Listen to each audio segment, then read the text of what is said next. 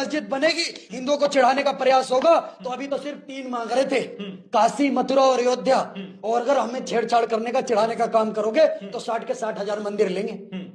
हर मस्जिद में शिवलिंग निकलेगा, ध्यान रख लेना। कहाँ जाओगे फिर?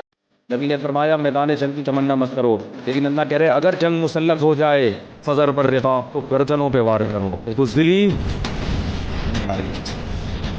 जंग, इस्लाम जंग को पसंद नहीं करता, लेकिन अगर जंग के मैदान में उतरना पड़ जाए तो कुरान कह रहा है फजर पर रिक़ा। डायरेक्ट फोकस किसको करना है? गर्दनों को।